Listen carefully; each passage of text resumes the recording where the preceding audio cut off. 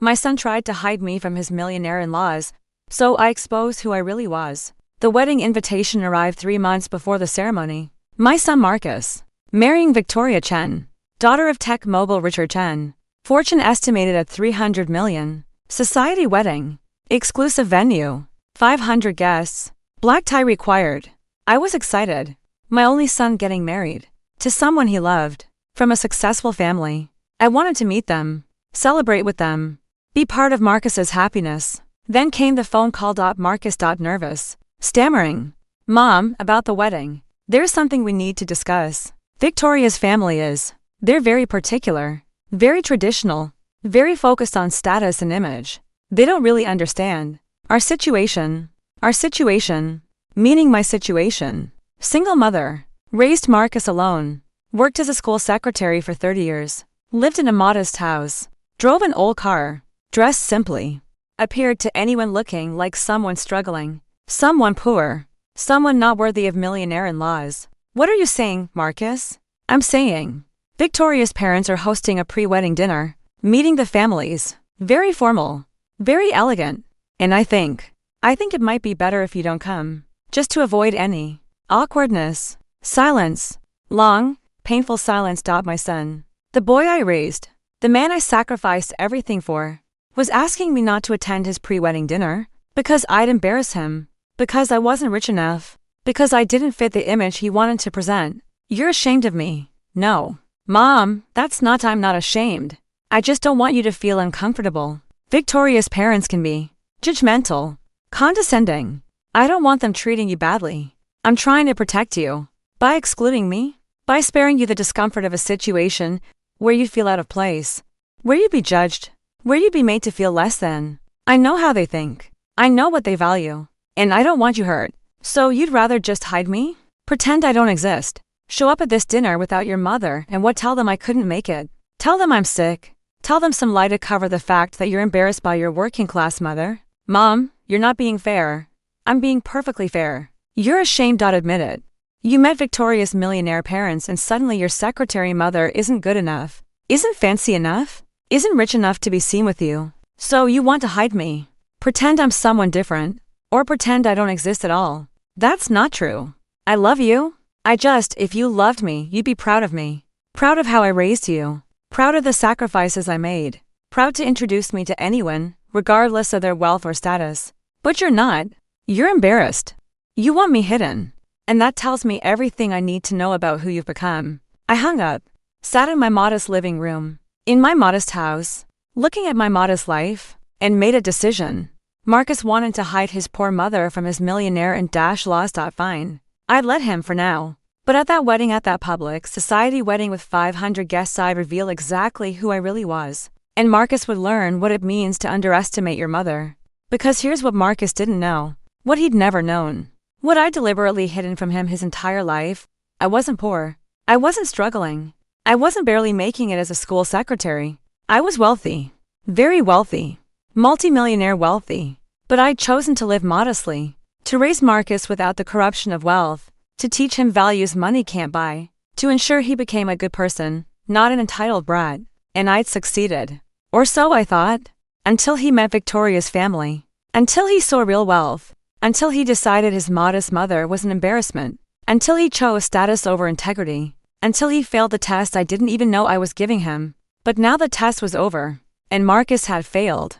Spectacularly. So at his wedding, in front of Victoria's millionaire parents, in front of 500 guests, in front of everyone, I'd expose who I really was. And Marcus would face the consequences of his shame, his lies, his betrayal. My name is Eleanor Mitchell. I'm 62 years old. 3 months ago, my son asked me not to attend his pre-wedding dinner because he was ashamed of my poor background. What he didn't know. I'm worth $47 million. I've been living modestly for 30 years to raise him with values. He failed that test. So I'm about to expose everything. At his wedding. In front of everyone. And teach him the most expensive lesson of his life. This is a story of shame, secrets, and the perfect exposure that changed everything. Let me start at the beginning. So you understand exactly how we got here. And exactly what Marcus was about to discover. 33 years ago, I married James Mitchell. Tech entrepreneur. Early investor in what would become major companies. Brilliant. Ambitious. Successful. We were young. In love. Building a life together. Building wealth together. His investments paid off. Big. By the time Marcus was born, we were worth 20 million. By the time Marcus was 5, we were worth 40 million. Money beyond anything we'd ever imagined. And it was destroying us. Not the money itself. The lifestyle. The people. The attitudes. The entitlement. The superficiality. The way wealth warped everything. We had friends who only cared about connections. Status. What we could do for them. We attended parties where people compared net worths like sports scores. Where children were raised by nannies while parents networked. Where values were purchased, not taught. It was toxic. Corrupting. Wrong. James and I discussed it extensively. We didn't want that for Marcus. Didn't want him growing up entitled, spoiled, disconnected from reality, judging people by their bank accounts, valuing things over character. We wanted him to have values, integrity, empathy, understanding that worth isn't measured in dollars, that people matter more than possessions, that character matters more than status. So we made a radical decision. We'd live modestly, very modestly. I'd take a regular job, school secretary, something humble, grounded. We'd live in a normal house, drive normal cars, dress normally, live like everyone else. Marcus would grow up without wealth, without privilege, without the corruption money brings. He developed values, character, empathy. Then, when he was mature enough to handle wealth responsibly, we'd reveal the truth, share the inheritance, trust him with what we built. James died when Marcus was 8. Heart attack, sudden, devastating. Left me a widow with a young son and $45 million I couldn't tell anyone about. The plan continued. I kept working as a school secretary, kept living in our modest house, kept raising Marcus without wealth, teaching him values, instilling character, preparing him for the eventual revelation. I invested wisely, grew the wealth to 47 million, set it up in trusts, prepared everything for Marcus's future, waited for the right time to tell him, waited for him to mature, to prove he had the character to handle wealth responsibly, to demonstrate the values I'd worked so hard to instill. I thought he had those values, thought 30 years of modest living had taught him to judge people by character, not bank accounts, to value integrity over status, to be proud of his hardworking mother instead of ashamed. I was wrong.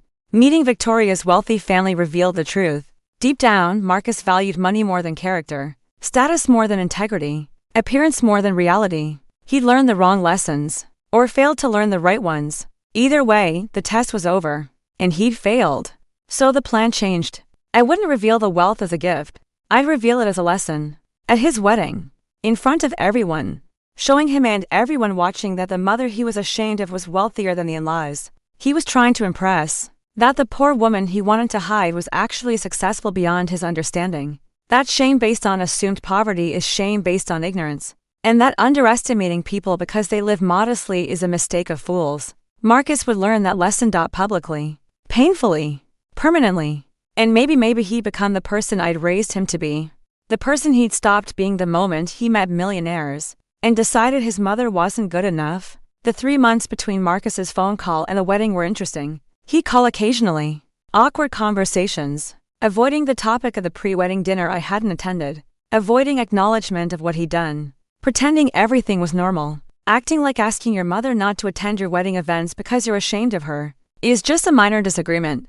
Nothing serious. Nothing that fundamentally changed our relationship. Just a small thing. Easily overlooked. Easily forgiven. But I hadn't overlooked it. Hadn't forgiven it. Was planning something he'd never forget. While he made wedding plans with Victoria and her millionaire parents, I made my own plans. Plans for the perfect exposure. The perfect lesson. The perfect consequence for shame and betrayal. I hired an attorney. Explained the situation. Set up documents. Proof of my wealth. Proof of Marcus's inheritance. Proof of everything he didn't know. Prepared to present it all publicly. At the wedding.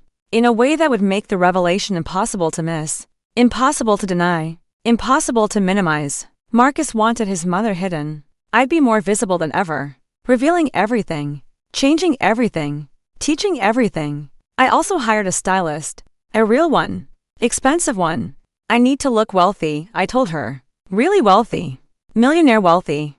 I've been dressing modestly for 30 years. Now I need to look like I'm worth $47 million. Can you do that? She could, she did. Designer dress, elegant. Sophisticated. Expensive. Nothing flashy. Nothing gaudy. Just clearly, undeniably, expensively wealthy? The kind of wealth that whispers instead of shouts. That shows in quality, not logos. That people like Victoria's parents would recognize immediately, would respect instantly, would never look down upon. Jewelry came next. I had pieces I'd never worn, inherited from James's family, worth hundreds of thousands, stored for decades, waiting for this moment. Diamonds, sapphires. Emeralds. Real, appraised. Insured, undeniable. I'd wear them all, subtle but unmistakable. The kind of jewelry that screams wealth to people who know wealth. That Victoria's parents would notice immediately, would recognize as genuine, would understand the message: this woman is not who you think she is. Hair. Makeup, professional. Perfect. Transforming from modest school secretary to elegant millionaire. Not changing who I was, just revealing it, showing what 30 years of modest living had hidden, what Marcus had been too blind to see, what Victoria's parents were about to discover. The day of the wedding arrived. I dressed carefully. Designer dress, expensive jewelry, professional styling. Looked in the mirror and saw someone I hadn't seen in decades. Wealthy Eleanor. Successful Eleanor. The woman I'd been before choosing modesty. Before choosing to raise Marcus without wealth corruption. She was still there. Still real. Still ready to teach her son a lesson he'd never forget. I arrived at the venue. Exclusive country club. Exactly as expensive as expected. Valet parking. I handed over my keys to the Mercedes I bought specifically for this occasion. Not my usual modest car. My real car. The one that matched my real wealth. The valet's eyes widened. Nice vehicle, ma'am. Thank you. I like it. Inside, the reception was elegant. Hundreds of guests. Wealthy guests. Society guests. The kind of people Marcus wanted to impress. The kind of people he thought would judge his poor mother. They would judge, but not the way he expected. I saw Marcus across the room. With Victoria. With her parents Richard and Susan Chen. Wealthy. Powerful. Elegant. Exactly as intimidating as Marcus had implied. They were talking, laughing. Marcus looked happy. Comfortable. Proud. Standing with wealthy people. Being part of wealthy society. Living the life he'd apparently always wanted. The life I deliberately withheld. To teach him values. Values he'd apparently never learned. Or abandoned the moment real wealth appeared. I walked over slowly. Confidently. Every eye turning to watch. Because I looked different. Wealthy different. Important different. The kind of different that makes people notice. Makes people wonder. Makes people curious. Marcus saw me. His face changed. Shock. Confusion. Horror. This wasn't his modest mother. This was someone else. Someone wealthy. Someone powerful. Someone he didn't recognize. Someone who didn't match his narrative of the poor mother he'd been hiding. Mom? What are you? Why do you look? Hello, Marcus. Victoria. And you must be and Mrs. Chen. I'm Eleanor Mitchell. Marcus's mother. It's lovely to finally meet you. I extended my hand. Richard Chen took it. His eyes on my jewelry. On my dress. On everything expensive I was wearing. Recognition dawning. This wasn't a poor woman. This was someone wealthy. Someone in his league. Someone he'd been told didn't exist. Because Marcus had hidden her. Lied about her. Misrepresented her. Why, Mrs. Mitchell? Marcus has told us so much about you. Though I must say, you're not quite what we expected, no. I imagine I'm not. My son seems to have given you an incomplete picture. Of who I am. What I'm worth. I thought it was time to correct that picture, publicly. At his wedding. Where everyone could see. Where everyone could understand. That I'm not who Marcus wanted you to think I was. Marcus was pale. Panicking. Trying to control the situation. Mom, can we talk? Privately. Maybe we should. No, Marcus. We're not talking privately. We're not hiding. We're not managing the narrative. We're having this conversation right here. Right now. In front of your in-laws. In front of your guests. In front of everyone. Because you wanted me hidden. You were ashamed of me. You thought I'd embarrass you in front of wealthy people. So let's see if I embarrass you. Let's see if your poor mother is actually the humiliation you feared. I turned to Richard and Susan. Marcus didn't want me at the pre-wedding dinner. Said I wouldn't fit in. That your family is particular about status and wealth. That I'd feel uncomfortable. That I'd be judged. He was protecting me, he said. Sparing me discomfort. In reality, he was ashamed. Ashamed of his mother. The school secretary. The modest woman. The poor background he thought would embarrass him. He didn't want you meeting me. Didn't want you knowing where he came from. So he hid me. Excluded me. Tried to pretend I didn't exist. Or that I was someone different. Someone more acceptable. Someone worthy of millionaire in-laws. Richard and Susan exchange looks, confused, uncomfortable, not understanding where this was going. Why this elegant, wealthy-looking woman was talking about being poor and excluded. She didn't look poor, didn't look like someone who'd be out of place at a society wedding, didn't look like someone anyone would be ashamed of. So what was happening? What Marcus didn't know, what he's never known, is that I'm not poor. I'm not struggling. I'm not a barely making it school secretary who'd embarrass him at fancy dinners. I'm wealthy. Very wealthy. Worth $47 million to be precise. I've been living modestly for 30 years. Deliberately. Raising Marcus without wealth corruption. Teaching him values money can't buy. Hoping he'd grow up judging people by character, not bank accounts. Valuing integrity over status. Being proud of his hardworking mother instead of ashamed. Silence. Complete silence. Everyone processing. Richard and Susan staring. Marcus frozen. Victoria shocked. Guests leaning in, listening, absorbing this revelation. The poor mother isn't poor.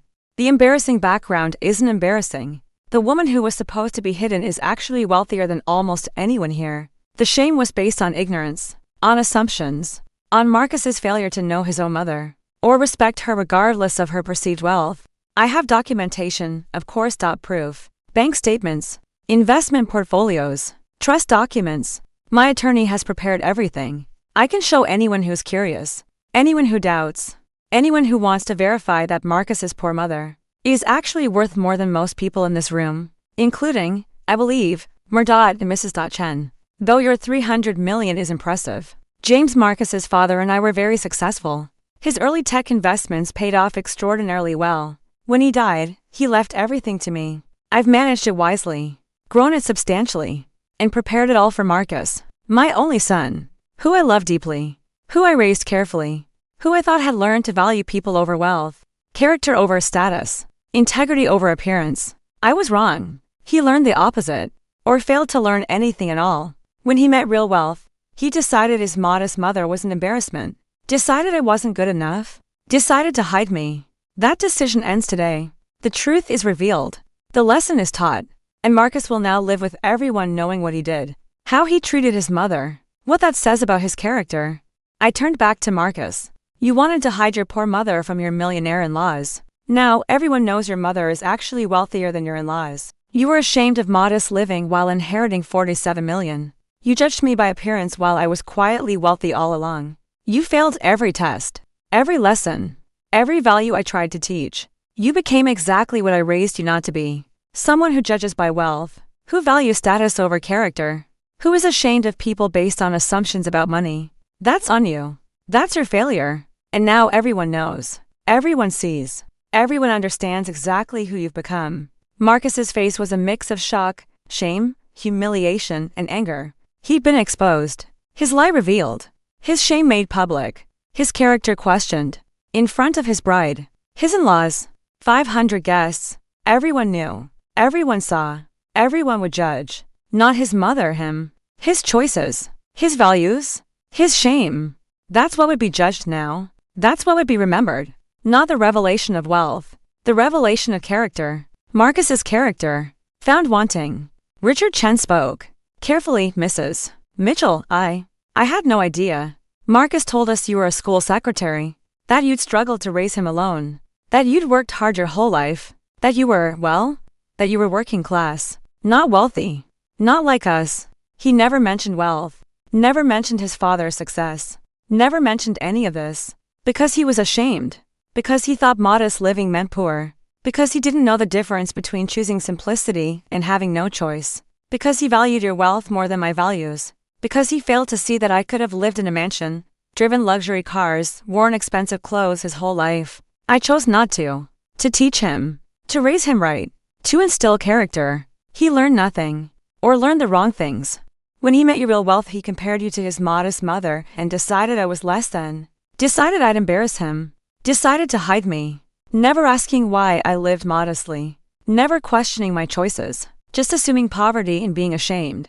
That's the lesson he learned. That's the character he developed. Despite everything I tried to teach. Susan Chen looked at Victoria, then at Marcus, then back at me. Mrs. Mitchell, I'm so sorry. If we'd known if Marcus had been honest, we never would have. We would have insisted you attend everything. The dinner. The celebrations. Everything. You're his mother. Wealthy or not, you belong at these events. The fact that you're actually wealthy just makes his exclusion more inexcusable. I don't understand why he'd hide you. Ask him. Ask your new son-in-law why he was ashamed of his mother. Why he lied about her. Why he excluded her. Ask him what values guide those choices. What character makes those decisions. Ask him if that's the man you want for your daughter. Because I don't know anymore if he's a man I raised. Or if he's become someone else. Someone I don't recognize. Someone I'm not sure I'm proud of. I turned to leave. I'd said what I came to say. Revealed what needed revealing. Taught the lesson that needed teaching. The wedding could continue. Marcus could marry Victoria. They could build their life. But everyone would know. Everyone would remember. Everyone would judge, not the mother, the son. His shame, his lies, his values. That's what would be remembered. That's what mattered. The exposure was complete. The lesson taught. My work here was done, Mom. Wait, please. Can we talk? Can I explain? Explain what, Marcus? How you were ashamed of me. How you lied to your fiancé's parents. How you excluded your mother from your pre-wedding events. How you value their wealth more than my character. What exactly needs explaining? Your choices are clear. Your values are obvious. Your character is revealed. There's nothing to explain. Just consequences to face. Just judgment to endure. Just life to live knowing everyone saw what you did. What you chose. Who you became. That's your wedding gift, Marcus. Public knowledge of your private shame. Enjoy your celebration. I left. Walked out. Got in my Mercedes. Drove away from the wedding I'd never been meant to fully attend. The wedding where my presence was supposed to be minimized, managed, hidden. Instead, I'd been the most memorable part. The most talked about moment. The revelation everyone would discuss. Not the ceremony. Not the reception. The mother. The wealth. The exposure. That's what people would remember. That's what Marcus would live with. That's the lesson. Permanent. Public. Perfect. If you've been underestimated by family, judged by appearance, shamed for your lifestyle, excluded because someone thought you weren't good enough, you know this pain. Share your experience in the comments. And if these stories of exposure and justice resonate, please subscribe to Lindsay Stories. 3 days after the wedding, Marcus called. I didn't answer. He called again. And again. Left voicemails. Apologizing. Explaining. Begging to talk. I listened to none of them. He'd said everything he needed to say when he asked me not to attend his pre-wedding dinner. Everything else was just noise. Just excuses. Just attempts to manage damage he created. I wasn't interested in his explanations. His apologies meant nothing. His shame was real. His choices were made. His character was revealed. Words wouldn't change any of that. 2 weeks after the wedding, Victoria's mother Susan called. That surprised me. I answered, Mrs. Mitchell, this is Susan Chen. I'm calling to apologize. Not for Marcus, that's his job if he ever grows up enough to do it properly. But for myself. For my family. For contributing to a situation where Marcus felt he had to hide you. Richard and I are successful, wealthy. We've worked hard for what we have. But we never judge people by their bank accounts. We judge by character. By integrity. By how people treat others. If we gave Marcus the impression that we'd look down on you because you're a school secretary, because you live modestly, because you don't flash wealth, then we failed. We contributed to his shame. And I'm sorry for that, Mrs. Chen. You didn't make Marcus ashamed. He chose that. He saw your wealth and decided I wasn't good enough. That's on him, not you. Perhaps. But we should have made it clear, crystal clear, that we don't care about money. We care about family. About character. About love. If Marcus thought we judge his mother based on her bank account, we failed to communicate our values. And I'm sorry for that. You deserved better. From your son, yes. But also from us. From his new family. We should have insisted on meeting you. Should have welcomed you warmly. Should have made clear that you're important regardless of your perceived wealth. We didn't do that. And I regret it. Thank you for saying that. It means something. Not enough to undo what happened. But something, Mrs. Mitchell. I'd like to invite you to dinner. Just Richard, Victoria, you and me. Not Marcus, he can work through his issues on his own time. But the 4 of us. Getting to know each other properly. Building the family relationship Marcus should have fostered but didn't. Would you consider it? I thought about it. Part of me wanted to refuse. To stay angry. To punish everyone involved. But another part, the part that had spent 30 years teaching values, recognized Susan's sincerity. Her genuine apology. Her attempt to fix what Marcus had broken. That deserved acknowledgement. Deserved response. Deserved a chance, yes? I'll come to dinner. Thank you for the invitation. Thank you for accepting. And Mrs. Mitchell? What you did at the wedding exposing Marcus's shame, revealing your wealth, teaching him that lesson. It was perfect. Harsh, but perfect. He needed it. We all needed it. To see that assumptions are dangerous, that judging by appearance is foolish, that wealth doesn't determine worth. You taught that lesson beautifully. Painfully, but beautifully. Thank you for that. The dinner with Susan, Richard, and Victoria happened 2 weeks later. Elegant restaurant. Private room.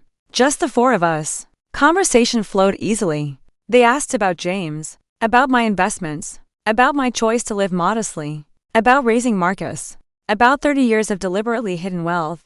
I answered honestly, explaining my reasoning. My hopes, my belief that Marcus would develop better values growing up without wealth corruption, my failure to realize he developed those values superficially, that deep down he valued money more than character. That meeting real wealth exposed that truth, that the test I didn't know I was giving, he failed. Richard was thoughtful. Mrs. Mitchell, may I call you Eleanor? Please. Eleanor, what you did raising Marcus without wealth took extraordinary discipline. Most people who have money spend it, flaunt it, use it. You hid it. Completely. For 30 years. To teach your son. That's remarkable. Admirable. I'm not sure I could have done that. I'm not sure anyone could. The fact that you did shows immense character, immense commitment to values. Marcus is lucky to have you as a mother, even if he's too foolish to appreciate it. He wasn't always foolish. He was a good kid. Kind. Empathetic. Generous. I don't know when he changed, or if he was always this way underneath and I just didn't see it. Meeting your family revealed something. I don't know if that something was always there or developed recently. Either way, it's disappointing. Victoria spoke. She'd been quiet most of the dinner, listening, processing. Finally, Eleanor, I love Marcus. One married him. I'm committed to him. But what he did to you, excluding you, being ashamed of you, lying about you, it's made me question things. Question him. Question our relationship.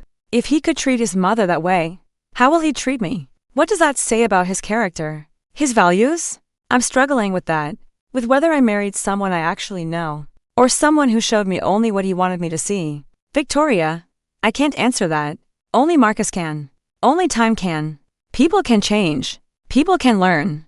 People can grow. The question is whether Marcus will. Whether this exposure taught him anything. Whether he'll examine his choices and his values and become better. Or whether he'll stay who he is. Blame me for embarrassing him. Refuse to learn. Refuse to grow. I don't know which path he'll choose. But you'll find out. And when you do, you'll have to decide if you want to stay on that path with him. The dinner ended with something unexpected. Connection. Understanding. Respect. The Chen family wasn't what Marcus had implied. They weren't judgmental snobs who valued only money. They were successful people who'd built wealth through work and intelligence, who valued character, who would have welcomed me warmly if Marcus had introduced us honestly, who were ashamed of their new son-in-law's behavior, who wanted to build a relationship with me despite Marcus's attempts to prevent it. That was unexpected. Welcome. Healing. 3 months after the wedding, Marcus sent a letter. Not email. Not text. Physical letter. Handwritten. Long. Detailed. The first paragraph was apology. Mom, I'm sorry. Deeply sorry. Truly sorry. I was wrong.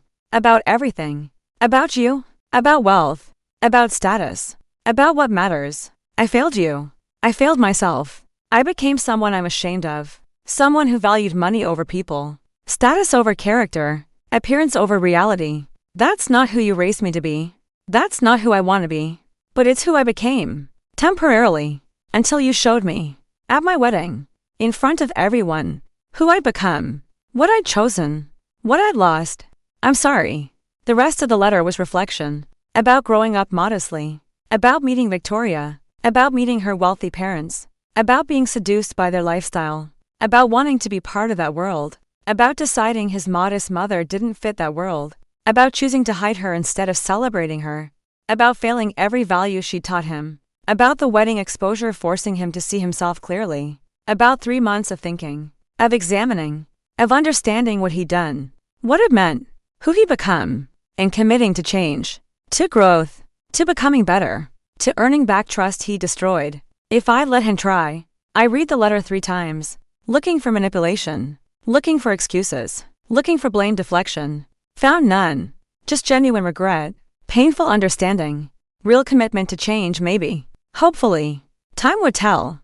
I didn't respond immediately. Let him sit with uncertainty. Let him wonder if I'd ever forgive him. Let him experience what it feels like to be excluded. To be judged. To be found wanting. He'd done that to me. He could experience it too. That was part of the lesson. Not just the public exposure. The lingering consequence. The uncertainty. The waiting.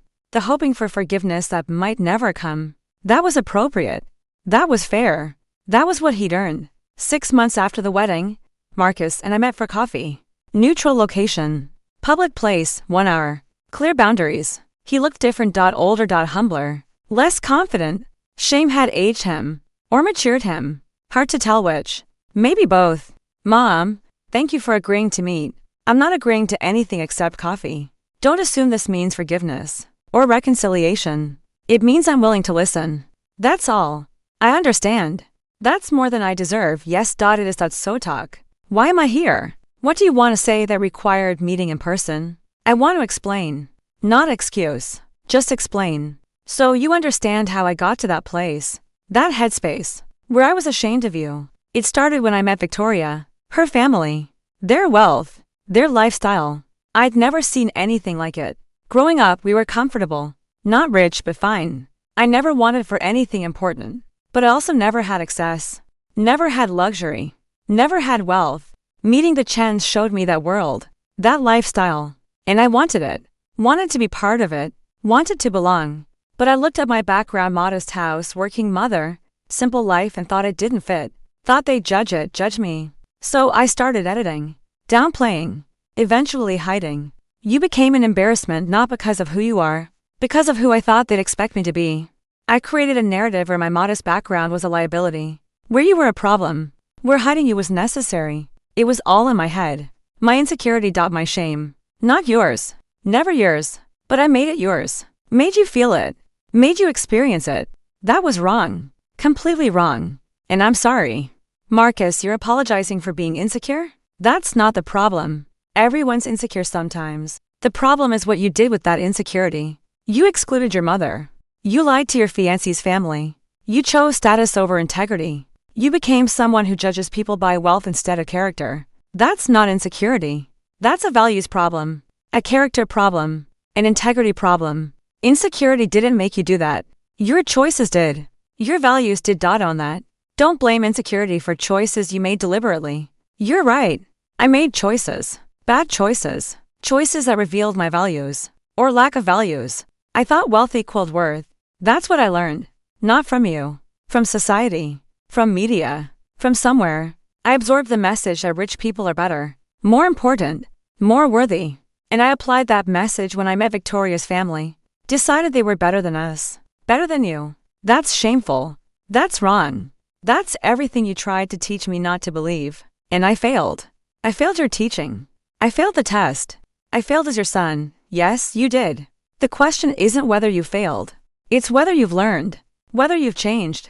Whether you'll make different choices going forward. Whether this public humiliation taught you anything real. Or whether you're just sorry you got caught. Sorry you got exposed. Sorry everyone knows what you did. That's what I need to know. Are you sorry for what you did? Or sorry for the consequences? Both. I'm sorry for what I did. And I'm sorry for the consequences. But the first is genuine. The regret is real. I see clearly now what I couldn't see then. That you were testing me my whole life. That modest living was a choice. That you were teaching me. That I was supposed to learn to value people over possessions. Character over wealth. Integrity over status. I didn't learn it. Or I learned it superficially and forgot it when real wealth appeared. Either way, I failed. And I'm sorry. Really sorry. Not just for getting caught. For failing you. For failing the values you taught. For failing to be the person you raised me to be. I looked at him. Really looked. At my son. The boy I'd raised. The man he'd become. The person sitting across from me apologizing. Was it genuine? Was it manipulation? Was it growth? Was it performance? I didn't know. Couldn't know. Not yet. Time would reveal truth. Actions would prove sincerity. Words were easy. Behavior was evidence. He'd have to earn back trust. Prove through sustained action that he changed. That he'd learned. That he'd become better. Not different. Better. More aligned with the values I taught. More committed to integrity. More focused on character. If he could do that, prove that over time maybe we'd rebuild. Maybe. Someday. If he earned it. Marcus, I hear your words. I acknowledge your apology. But I don't forgive you, not yet. Maybe not ever. You broke something fundamental. You showed me you're capable of being ashamed of your own mother, of excluding her, of lying about her, of choosing status over family. That breaks trust at a level words can't repair. Only sustained action over extended time can rebuild that. If you're serious about change, prove it. Not through apologies, through choices, through behavior, through demonstrating different values consistently over time. If you do that, maybe we rebuild, maybe. But that's on you. Your work, your effort, your proof. I'm not giving you anything except the opportunity to earn your way back. If you want it, I do. I want it. I'll earn it. However long it takes, whatever it requires. I'll prove I've changed. I'll prove I learned. I'll prove I'm better than the person I was at that wedding. Thank you for the chance. We finished our coffee. Parted. No hug. No warmth. Just acknowledgement that conversation had happened. That paths might cross again. That maybe Marcus would do the work necessary to rebuild what he'd broken. Time would tell. Actions would prove. I'd wait. Watch. Judge based on evidence, not hope. That's fair. That's appropriate. That's what he'd earned. 1 year after the wedding, Marcus has been proving himself, slowly, consistently, through actions, not words. He volunteers at a homeless shelter, teaching financial literacy to people in need, helping them navigate systems, giving them tools, every week, consistently, for a year.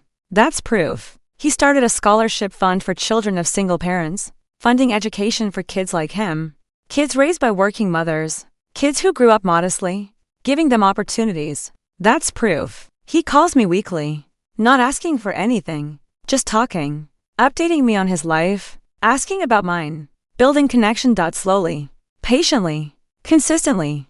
That's proof. Victoria tells me he's different at home, more grateful, more humble, more focused on what matters. They've downsized, moved from their expensive condo to a modest house, driving normal cars, living more simply, by choice, to remember to stay grounded to avoid the corruption wealth brings. That's proof, real proof, sustained proof, the kind that indicates real change, real learning, real growth. We're not fully reconciled, not fully healed. Trust takes longer to rebuild than it takes to destroy, but we're moving in the right direction, slowly, carefully, with clear boundaries and earned progress. That's appropriate, that's healthy.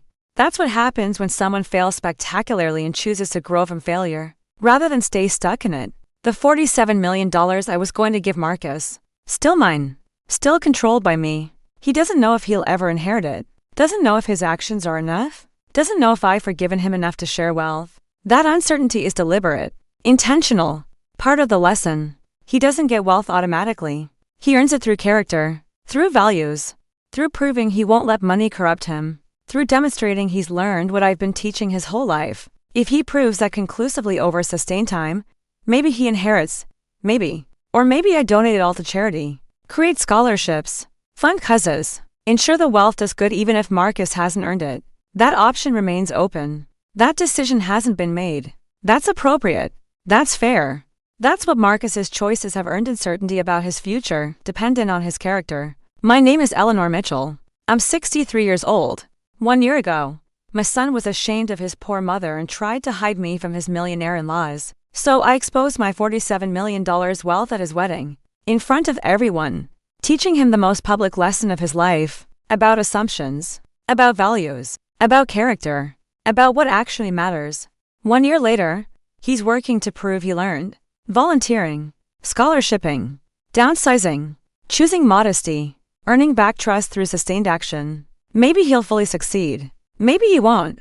Time will tell. Actions will prove. Trust will be earned or not earned based on evidence, not hope. That's fair. That's appropriate. That's what his shame earned. He tried to hide his poor mother from his millionaire in-laws. I exposed who I really was, wealthier than them, raising him with values they'd need lawyers to teach. The lesson was taught, the exposure complete, the consequences ongoing, and maybe my son will finally become the person I raised him to be. If he earns it, if he proves it, if he chooses it, that's his journey now. His work, his proof. Share this if you've been underestimated by family. Comment if you've had to teach a harsh lesson to someone you love. Subscribe to Lindsay Stories for more stories of exposure, justice, and lessons learned the hard way. He tried to hide me from millionaires. I exposed my $47 million instead. Best lesson he never wanted, but desperately needed. That's everything. AF what I need to explain now what makes a story complete. is what those 30 years of deliberate, modest living actually looked like. The daily choices, the constant discipline, the sacrifices I made not for lack of money, but for the sake of teaching Marcus values. Because living modestly when you're worth $47 million isn't easy. It's not natural. It requires constant vigilance, constant choice, constant commitment to principles over comfort. Every day for 30 years, I woke up in a modest 3-bedroom house. Not because I couldn't afford better, because I chose not to. I could have lived in a mansion, had staff, had luxury, had everything money could buy. Instead, I lived in a 1,800 square foot house in a middle-class neighborhood, mowed my own lawn, cleaned my own house, cooked my own meals, not because I had to, because I wanted Marcus to see normal, to experience normal, to develop empathy for normal, to understand that most people live this way not by choice but by necessity, and to value that, respect that, not look down on that. My car. For 30 years, I drove practical, reliable, modest cars. Hondas. Toyotas. Nothing flashy, nothing expensive, nothing that screamed wealth. I could have driven Mercedes, BMWs, Teslas, could have had a different luxury car for every day of the week. Instead, I drove a 2015 Honda Accord, maintained it carefully, kept it running, drove it daily, to my job as a school secretary, making $42,000 a year, while sitting on $47 million in investments. The irony wasn't lost on me, but the principle mattered more than the comfort. Marcus needed to see his mother working, earning, contributing, living like everyone else. So he'd respect work, respect earning, respect people who do it, not look down on them, not be ashamed of them, not hide them from millionaires. My clothes modest, practical, affordable. I shopped at Target, at Kohl's, at regular stores where regular people shop. I could have worn designer everything, could have had closets full of haute couture, could have looked wealthy every day. Instead, I dressed like a school secretary making $42,000 a year, because that's who I was presenting as. That's who Marcus knew. That's who I needed to be to teach him what I was teaching. That people aren't their clothes, aren't their possessions, aren't their external presentations. That worth is internal. Character, integrity, values, not designer labels or luxury brands. I taught that by living it, by being modest, by showing Marcus that his mother was valuable despite not because of her modest appearance. My job, school secretary, for 30 years. I didn't need to work, didn't need the $42,000 salary, didn't need the health insurance or the routine or the purpose. I had $47 million. I could have retired, traveled, enjoyed life, lived off investments. Instead, I worked every day, 8 hours, answering phones, filing papers, helping students, interacting with teachers, being part of a school community. Why? Because I wanted Marcus to see his mother working, to respect work, to understand that jobs matter, that contribution matters, that people who work aren't less than people who don't, that my job as school secretary was valuable, worthy, important, not something to be ashamed of, not something to hide, something to respect. To honor, to be proud of. I taught that by doing it, by working when I didn't have to, by showing Marcus that work has value beyond money, that contribution matters, that being part of a community matters, that a school secretary is as valuable as a CEO, just different. Not less. Different. The sacrifices were real. I missed vacations I could have taken, experiences I could have had, luxuries I could have enjoyed. For 30 years, I lived modestly while sitting on wealth that could have provided anything. That was hard. Constant. Why hard? Watching friends travel while I stayed home. Watching people buy luxury while I bought practical. Watching wealth enjoyed while I hid wealth completely. That took discipline. Daily discipline. Moment-to-moment discipline. Choosing values over comfort. Teaching over indulgence. Principles over pleasure. For 30 years. Without fail. Without slip-ups. Without Marcus ever suspecting. That's what it took. That's what I did. To raise him right. To teach him values. To prepare him to handle wealth responsibly when the time came. And then he met Victoria, met her family, saw real wealth displayed, and decided his modest mother was an embarrassment. Decided 30 years of values teaching meant nothing. Decided money trumped character. Decided to be ashamed. That's when I knew the time had come. Not to give him wealth, to teach him what wealth hidden had been meant to teach all along. That appearances deceive. That assumptions are dangerous. That judging by externals is foolish. That his modest mother chose modesty. Didn't suffer it, chose it, to teach him, and he learned nothing, or learned wrong, or failed the test. So the teaching had to change.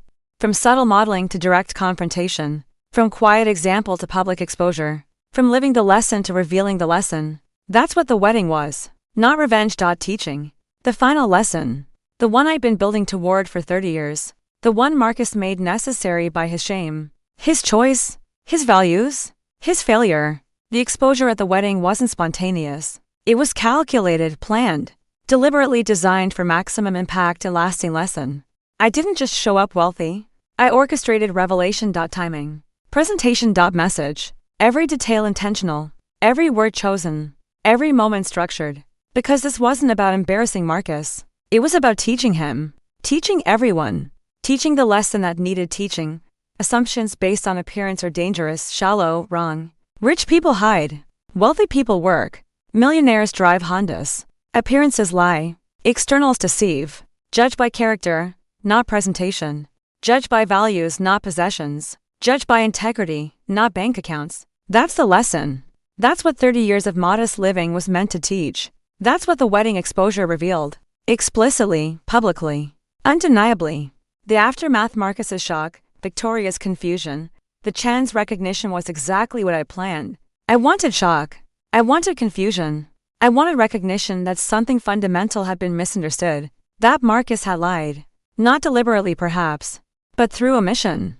Through assumption. Through shame. He presented a narrative of poor mother, working class background, modest means, when the truth was wealthy mother, deliberately modest, teaching values through choice, not necessity. That lie, that omission, that shame needed exposing. Publicly. So everyone could see. So everyone could judge. Not the mother, the son. His choices. His values. His shame. That was the point. The lesson. The exposure. Making visible what Marcus wanted hidden. Not wealth. Character. His character. Found wanting. Found ashamed. Found judging by wealth rather than by values. That needed exposing. That needed teaching. That needed correcting. If possible. If he'd learn. If he'd change. The exposure created the possibility. Whether Marcus would seize it remained to be seen. The year after the wedding has been revealing. Not just about Marcus's growth, though that's been significant, but about society's response. People who heard the story, and everyone heard the story. It spread through social circles like wildfire, had strong reactions, divided reactions, telling reactions. Some people said I was cruel, harsh, vindictive. That embarrassing my son at his wedding was unforgivable. That no mother should humiliate her child publicly. That I should have talked to him privately, worked it out quietly, forgiven him gracefully. These people missed the point, completely. Marcus's shame was public. He'd excluded me from public events, lied to public people, created public narrative of poor mother. The correction had to be equally public. Private conversation wouldn't undo public lie, wouldn't teach public lesson, wouldn't create public accountability. Marcus needed everyone to know, needed everyone to see, needed everyone to judge. That's what creates real consequence, real motivation, real change. Private correction would have been ignored, minimized, forgotten. Public exposure couldn't be. That was necessary. That was appropriate. That was effective. Other people said I was brilliant, perfect. Exactly right. That Marcus needed that lesson. That public exposure was the only way to teach someone that deeply deluded. That shame based on wealth deserved public correction. That I'd done what every parent should do, teach consequences publicly when mistakes are made publicly. These people understood, got the point, saw the lesson, appreciated the teaching. They were right. I was teaching, not punishing, not being vindictive, teaching the way harsh lessons must be taught publicly, memorably, undeniably. So the student can't ignore, can't minimize, can't forget. Marcus couldn't ignore what happened at his wedding, couldn't minimize my revelation. Couldn't forget everyone watching, everyone knowing, everyone judging. That forced learning, forced examination, forced growth. That was the point. The Chen family's response was particularly interesting. Susan and Richard could have been offended, could have been angry that I'd made their son-in-law's wedding about my revelation instead of about the marriage, could have blamed me for creating drama, creating spectacle, creating problems. They didn't. They understood. Immediately. Completely. They saw what Marcus had done, how he'd lied, how he'd judged, how he'd failed basic values, and they were appalled. Not at me, at him. At their new son-in-law who'd shown character problems on his wedding day, who'd been ashamed of his mother, who'd lied to them, who'd revealed values they didn't respect. They saw all that instantly, and they responded not by defending Marcus but by reaching out to me, apologizing for contributing to situation where he felt shame was necessary, building relationship he tried to prevent, treating me with respect he denied. That spoke volumes about them, about their values, about how different they were from what Marcus had implied. They weren't snobs, weren't judgmental, weren't shallow. They were successful people who value character, who judged by integrity, who would have welcomed me warmly if Marcus had introduced me honestly. His shame wasn't necessary, wasn't justified, wasn't based on their values, was based on his insecurity, his assumptions, his failures. That's what the Chen family saw immediately. That's what they responded to. By building relationship with me, by holding Marcus accountable, by showing Victoria what real values look like in successful people. That was unexpected. Welcome. Validating. Victoria's struggle has been the hardest to watch. She loves Marcus, married him, committed to him, but his behavior at the wedding, the lies revealed, the shame exposed, the character question has made her doubt. Doubt him, doubt their marriage, doubt whether she married who she thought she married. That's painful. For her, for Marcus, for everyone. But it's also necessary. Victoria needed to see Marcus's character clearly, needed to know what he's capable of when insecure, when trying to impress, when valuing status over integrity. She needed to see that before building a life with him, before having children with him, before decades passed and other situations revealed the same character flaws. The wedding exposure was painful but preventive, showing Victoria truth early, giving her information she needed, letting her decide with full knowledge whether Marcus is who she wants, whether his growth is sufficient, whether his changes are real. That's fair. That's appropriate. That's what the exposure provided. Not just lesson for Marcus, information for Victoria, truth for everyone, making informed decisions possible, informed relationships possible, informed futures possible. That's what truth does. What exposure provides. What public lessons teach. Not just punishment. Information. Truth. Reality. Undeniable. Unavoidable. Essential. The financial implications of my revelation were significant. Before the wedding, nobody knew I was wealthy. Nobody expected inheritance. Nobody planned for wealth. Marcus assumed he'd inherit modest amounts. Maybe the house. Maybe small savings. Nothing life-changing. Nothing substantial. After the wedding, everyone knows I'm worth $47 million. Marcus knows he has potential inheritance of massive wealth. Victoria knows she married someone who'll eventually inherit millions. The Chen family knows their daughter married into more wealth than they thought. Everyone's expectations changed. Everyone's calculations shifted. Everyone's understanding of future changed. That creates problems, complications, pressures. Marcus now knows massive wealth is coming eventually. That creates temptation, entitlement, expectation. Does he prove himself to earn it? Or does he just wait for me to die to collect it? That's a test. A new test. The one that follows the test he already failed. Does he learn? Does he grow? Does he prove through sustained action over extended time that he values character over wealth? Or does he become someone who's nice to his mother to ensure inheritance? Someone motivated by money, not values? Someone performative rather than genuine? Time will tell. Actions will reveal. I'm watching. Carefully. Critically. He knows that. Feels that. Lives with that. That's appropriate. That's what his wedding day behavior earned. Permanent scrutiny. Conditional inheritance. Uncertainty about his future. Based entirely on his character. His choices. His proof. Nothing automatic. Nothing guaranteed. Everything earned. That's fair. That's what shame earned him. The question everyone asks, will I actually give Marcus the $47 million? Honestly, I don't know. It depends entirely on him. On who he becomes over sustained time. On whether his current growth continues. Whether his volunteering is genuine or performative. Whether his downsizing is real commitment or temporary show. Whether his humility is learned or acted. I'm watching, testing, judging based on evidence over time. If he proves himself convincingly over years, not months, years, then maybe. Maybe he inherits. Maybe he gets the wealth his father and I built. Maybe he becomes a person who can handle it responsibly. Maybe. But if he doesn't prove himself, if his growth is temporary, if he reverts to valuing money over character, then no. Then the wealth goes elsewhere. To charity. To scholarships. To causes that will use it well. To places that value character. To organizations that teach values. To anything except an unworthy son who learned nothing from 30 years of teaching. That option remains open. That possibility remains real. Marcus knows that, lives with that, is motivated by that. Whether that motivation produces genuine change or just better performance remains to be seen. Time will tell. Actions will prove. Inheritance will be decided based on evidence, not hope, not obligation, not automatic family succession evidence, earned evidence, proof of character, proof of values, proof of learning. That's what determines inheritance. That's what Marcus must provide. That's what he's working toward. Whether he'll succeed or fail remains unknown. But the test continues. The evaluation continues. The teaching continues. That's my role. Not to give wealth. To ensure wealth goes to someone worthy. Whether that's Marcus or someone else depends entirely on Marcus. His choices. His growth. His character. Proven over time. That's fair. That's appropriate. That's what his wedding day earned.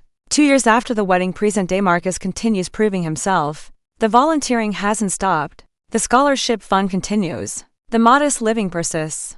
The weekly calls happen. The relationship rebuilds incrementally, slowly, carefully, with clear boundaries and earned progress. That's real. That's sustained. That's evidence. Not conclusive evidence, not yet. 2 years isn't enough. But it's something. It's progress. It's demonstration that growth is possible. That change can be real. That people can learn from failures. That public exposure can create genuine transformation. Not always. Not guaranteed. But possible. And Marcus seems to be proving it's happening. Seems to be becoming different. Better. More aligned with values I taught. More committed to character over wealth. More focused on what matters, seems. Time will confirm or deny. Actions will prove or disprove. But the trajectory is positive. The direction is right. The growth appears genuine. That's hopeful. Cautiously hopeful. Not certain. But hopeful. Victoria and Marcus seem solid. Their marriage has survived the revelation. The questions. The doubts. They've worked through it together. Victoria has seen Marcus grow. Has watched him change. Has participated in his transformation. She's convinced or seems convinced that the man she married is becoming the man she thought he was. That the wedding day character failure was aberration, not baseline. That Marcus is learning, growing, becoming. She's committed to that journey. Supportive of that process. Believing in that transformation. Whether she's right remains to be seen. But her commitment is real. Her investment is genuine. Her hope is earned through watching Marcus change over 2 years. That's something, not everything. But something, significant something. Marriage sustaining something, future building something. That's positive, that's growth, that's what exposure was meant to create. Not just individual change, relationship change, family change. Everyone growing, everyone learning, everyone becoming better. That's the goal. That's the hope. That's what seems to be happening. Cautiously. Incrementally. Really. My relationship with the Chen family continues to deepen. Susan and I have coffee monthly. Richard and I discuss investments occasionally. They treat me as family. Equal family. Respective family. Not lesser. Not looked down upon. Equal. Despite knowing I was once a school secretary. Despite knowing I lived modestly. Despite knowing I hid wealth. They respect the choice. Respect the teaching. Respect the values. They see what I was doing. Why I was doing it. What I was trying to teach. And they approve. Deeply approve. Wish more wealthy parents did similar. Raised children with values instead of entitlement. Taught character instead of consumption. Modeled integrity instead of indulgence. They see my 30 years of deliberate modesty as noble. Admirable. Exceptional. They respect me not despite my choices but because of them. That's validation. That's vindication. That's proof that the right people value the right things. That successful people can judge by character, not appearance. That wealth doesn't automatically corrupt values. That the Chens are exactly who I hoped Marcus would become. Successful but grounded. Wealthy but valued. Rich but humble. That's the model. That's the goal. That's what I'm still hoping Marcus achieves. With their example. With my teaching. With his own growth, maybe. Hopefully. Eventually. 3 years from now, Marcus will turn 35. That's when James and I had originally planned to reveal the wealth. When we thought Marcus would be mature enough, responsible enough, developed enough in character to handle wealth without corruption. That timeline was set before James died. Before I spent 30 years raising Marcus alone. Before the Chen family. Before the wedding. Before everything. But the date remains meaningful, symbolic. Marcus at 35. 3 years from now. That's when I'll make my final decision. About inheritance. About whether Marcus has proven himself. About whether 32 years of teaching 30 before the wedding to after have been successful. Whether Marcus has become worthy of wealth. Whether he'll use it well. Whether he values character over status. Whether he's learned the lesson. Really learned it. Deeply learned it. Permanently learned it. 3 years to prove it. 3 years of sustained demonstration. 3 years of evidence gathering. Then decision. Final decision. Inheritance or disinheritance. Wealth transfer or charity donation. Marcus's future or someone else's benefit. Everything depends on the next 3 years. On Marcus's choices. On his character. On his proof. He knows that. Lives with that. Is motivated by that. Whether that motivation produces genuine change or just sustained performance remains to be seen. But 3 years will tell. 3 years will reveal. 3 years will decide. That's the timeline. That's the test. That's the final evaluation. Marcus has 3 years to prove he learned. To prove he changed. To prove he's worthy. 3 years. Starting now. Ending at 35. Then judgment. Then decision. Then consequence. That's what the wedding exposure set in motion. Not just immediate lesson. Long-term test. Extended evaluation. Permanent accountability. Leading to final decision about wealth that changes everything. Marcus knows. Victoria knows. Everyone knows. 3 years, prove it, earn it. Become it. Or lose it. Forever. That's the deal. That's the lesson. That's what shame at his wedding earned him. 3 years to prove he learned. 3 years to become worthy. 3 years to earn what he almost lost through one choice. One moment. One failure. Revealing everything. Teaching everything. Changing everything. Forever. My name is Eleanor Mitchell. I'm 63 years old. 2 years ago, my son was ashamed of his poor mother and tried to hide me from his millionaire in-laws. I exposed my $47 million wealth at his wedding. In front of everyone. Teaching him that appearances deceive. That assumptions are dangerous. That judging by externals is foolish. That his modest mother chose modesty to teach him values. That 30 years of teaching culminated in one public lesson. One perfect exposure. One undeniable truth. He was ashamed of wealth hidden. Judged by wealth displayed. Failed the test. Failed the values. Failed everything I tried to teach. 2 years later, he's working to prove he learned. To earn back what his shame almost cost him. To demonstrate through sustained action that he values character now. That he respects work now. That he judges by integrity now. That he's becoming worthy of inheritance. Of wealth. Of trust. He has 3 years. 3 years to prove it completely. 3 years to earn back what one moment of shame put at risk. 3 years to become worthy. Or lose everything. Forever. That's the deal. That's the lesson. That's what public exposure at his wedding set in motion. Not just embarrassment. Transformation. If he chooses it. If he earns it. If he proves it. 3 years. Everything depends on 3 years. His future. His inheritance. His worth. All dependent on character demonstrated. Values lived. Integrity proven. Over time. Sustained. Real. Lasting. That's what shame cost him. That's what growth might earn him. That's what the next 3 years will determine. Forever. He tried to hide his poor mother from millionaires. I exposed my $47 million wealth and started a 3-year test he's still taking. Whether he passes depends entirely on him. On his choices. On his character. On who he becomes. Not who he says he is. Who he proves he is. Through sustained action over extended time. That's the test. That's the lesson. That's what 32 years of teaching produced. One public exposure. One massive test. One chance to prove he learned. He's taking it. Whether he passes remains to be seen. But the teaching continues. The testing continues. The evaluation continues. For 3 more years. Then final decision. Then permanent consequence. Then Marcus learns whether shame at his wedding cost him everything or taught him everything. Time will tell.